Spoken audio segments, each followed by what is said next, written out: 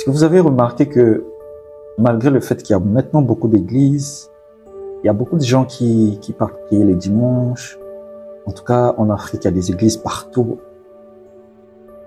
Il y a beaucoup plus de gens qui ne connaissent pas réellement qui est Jésus-Christ. Qu'est-ce qu'il peut faire dans la vie de quelqu'un? Qu'est-ce qu'il peut apporter? Il y a beaucoup de gens qui ne le savent pas. C'est une réalité. Et les gens ont vraiment une mauvaise image des chrétiens. Une très très mauvaise image. Parce que dans l'homme, il y a déjà le mal, vous savez. Donc forcément, ce qu'on retient, ce sont plus les choses négatives que les choses positives. Mais je pense que nous, chrétiens, nous avons une grande part dans le fait que Christ n'est pas bien représenté et n'est pas connu par assez de personnes, suffisamment de personnes. Vous vous souvenez de l'histoire de la femme samaritaine dans la Bible? Cette femme était très réputée dans le mal, parce que c'était la prostituée la plus connue de la contrée, qui couchait avec tout le monde, qui était dévergondée. Donc elle était connue pour ça. Et du coup, le jour où elle rencontre Jésus-Christ, et que Jésus-Christ lui révèle les secrets de son cœur, elle finit par reconnaître le Messie. Elle reconnaît le Messie. Parce que Jésus-Christ lui a révélé les secrets de son cœur, elle a fini par reconnaître le Messie, parce qu'elle savait que lorsque le Messie viendra, elle ferait exactement cela. Et c'est ce que les gens en fait ont envie de reconnaître le Messie à travers toi. Est-ce que tu penses que dans tes réactions de tous les jours, il y a cette facilité-là de reconnaître le Messie à travers toi? Est-ce que tu n'es pas imbu de ta personne? Tu n'as pas ce ego-là? Ce qui me fait rire des fois, c'est quand les gens utilisent l'écriture de si on te gifle la joue gauche, donne la joue droite, les gens se mettent à se moquer. C'est une figure de style. Si tu veux suivre Jésus, il y a un principe de la croix. Parce que Jésus, pour nous sauver, il est mort à la croix. Et il dit, celui qui veut me suivre doit porter sa croix. Si tu veux suivre Jésus, tu dois mourir aussi. Mais cette fois-ci, ta croix, c'est ton moi. En fait, on doit crucifier notre ego. Chercher toujours à être mis en avant. Vous croyez que l'humilité, c'est quoi? C'est mal s'habiller, c'est, je sais pas, se pencher quand tu salues les gens. Non. L'humilité, c'est être capable d'appliquer la parole de Dieu en toutes circonstances, sans tenir compte de la vie des gens. C'est ça l'humilité. Parce que Dieu, dans sa conduite avec toi, il peut te demander à faire des choses qui vont être humiliantes pour ton ego.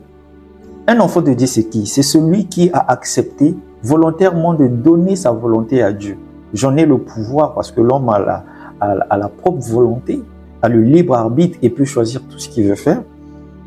Mais en dépit de ce pouvoir-là, tu décides toi-même de donner ta vie à Christ parce que tu sais ce que Jésus-Christ représente pour toi.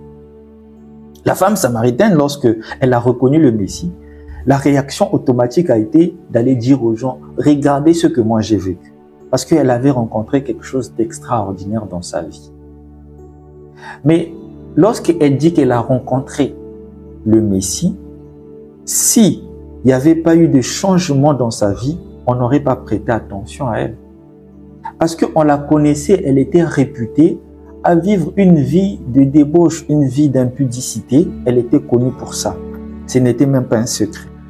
Une personne comme ça, quand on voit un changement dans sa vie, et la personne vous dit que j'ai rencontré le Messie, est-ce que vous n'allez pas croire cette personne? Est-ce que toi, depuis que tu pars à l'église, tu es même capable de dire à ton mari, de dire à tes enfants, de dire à tes parents que tu as rencontré le Messie? Parce qu'on va te demander, qu'est-ce qu'il a fait dans ta vie? Les gens aujourd'hui, ils ont besoin des solutions. On est là avec les Écritures matin, midi, soir, car Dieu a tant aimé le monde. Frère, donne ta vie à Christ, sinon... Mais qu'est-ce que tu lui as apporté? Cette personne qui a marché sur ton talon à l'arrêt de bus, et puis tu t'es fâché. Cette personne qui t'a injurié, et puis toi aussi tu l'as injurié. Crois-tu vraiment qu'une personne qui est malade, qui te fait quelque chose, tu réagirais de la même manière?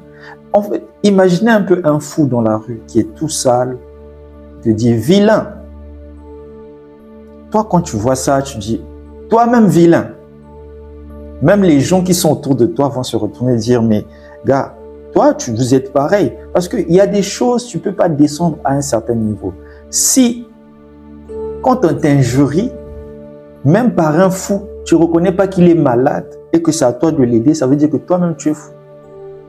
Ça veut dire que toi-même tu es dans des problèmes parce qu'une personne, quand j'ai dit suivre Jésus, c'est mourir en soi-même. Quand on est mort, la mort physique, quand tu es dans le cercueil, même si on vient raconter des choses fausses, des choses bizarres sur toi, tu ne réponds pas. Tu ne réponds pas. Tu acceptes. Mais toi, tu réponds, c'est parce que tu es encore trop vivant. La chose que je vous demande aujourd'hui, c'est d'arrêter le suivisme, d'arrêter le fanatisme. À un certain moment, lorsque les enfants d'Israël étaient en train de combattre pour la terre promise, Dieu leur avait promis la victoire avec Josué. Mais à un moment donné, ils ont commencé à perdre des batailles. Josué a demandé à toute l'assemblée de s'asseoir. À un moment donné, il faut savoir s'asseoir. Dites-vous bien que si vous avez sacrifié le monde a des plaisirs. Hein. Ça paraît très doux. C'est pourquoi tout le monde préfère cette voie-là. Mais si vous l'avez laissé tout ça, que ce soit pour une bonne raison, servez Dieu avec sérieux. Il faut se poser la question, est-ce que ma manière d'être, est-ce que ma vie prêche vraiment? Est-ce que j'ai vraiment moi-même rencontré Christ? Parce que si j'ai rencontré Christ, ce sont ces bienfaits-là que je vais amener aux autres pour qu'eux aussi puissent se dire, ah, moi aussi, s'il a pu faire ça pour toi, il pourra le faire pour moi. Les gens ont des problèmes aujourd'hui. À peine tout à l'heure, je causais avec une personne qui m'a dit qu'elle en a marre, elle veut se suicider. Beaucoup de gens sont dans la dépression, beaucoup de gens sont dans des situations. Et la nature tout entière soupire et gémit en attendant la manifestation des fils de Dieu. Ça veut dire que ces problèmes-là, vous êtes là pour les solutionner. Ce n'est pas que des théories. Quand tu solutionnes le problème, tu dis en fait, si j'ai pu solutionner ton problème, c'est parce que j'ai Christ. Viens, je vais te montrer le chemin, comme ça Christ aussi va te conduire. C'est la moindre des choses. Mais lorsque vous venez parler, juste comme ça, tu sais, Dieu t'aime, blablabla. La femme samaritaine, on l'a écoutée parce qu'on a vu du changement dans sa vie. Elle était connue pour faire des choses qui étaient mauvaises. Toi aussi, on ne t'écoute pas parce que ta manière de parler, malgré que tu pars à l'église, tu es resté insolent, tu es resté orgueilleux. Même quand tu présentes la parole, tes intérêts sont égoïstes. On le voit. On le ressent. Quand il y a des changements, il faut qu'on voie. La Samarie, c'est chez toi à la maison. Il faut que ton mari constate que oui, j'avais l'habitude de maltraiter cette femme, mais cette réaction, je ne l'ai jamais vue avant. Il faut qu'il remarque. Il faut que les gens voient les fruits. Ce n'est pas de la théorie. Toi qui avais la rancune, tu ne pouvais pas demander pardon aux gens. Dès qu'on te fait du mal, tu réagis au quart de tour. Et aujourd'hui, là, j'écoutais même l'histoire d'une sœur qui donnait son histoire. Elle était du tic au tac, très rancunière. Mais aujourd'hui, c'est elle-même, quand elle a raison, qui vient te demander pardon. Les gens voient le changement en toi. On se dit, si on voit ce changement, c'est pas toi qui étais censé être. Ça, c'est un miracle. Quand les gens reconnaissent le miracle en toi, ça donne la puissance de la présentation de Jésus-Christ. Parce que le but ici, c'est montrer aux gens de quoi Jésus-Christ est capable. Tu ne peux pas faire acheter un produit à quelqu'un si la personne ne peut pas être capable, avant de boire le produit, de sentir que ce produit est efficace. Que Dieu vous bénisse richement. Je vous conseille fortement de vivre une vie intime avec Christ, avec des actes, des actions concrètes, pas une vie de théorie. Vous savez la foi, vous savez ceci, une vie concrète. Et si vous voulez gagner des âmes, présenter Christ à beaucoup de gens, il faut être capable soi-même de d'abord expérimenter. Lorsqu'on expérimente l'extraordinaire, on a l'empressement d'abord, d'aller en parler aux autres. Et deuxièmement, lorsqu'on en parle, c'est accompagné avec la vie qui va avec.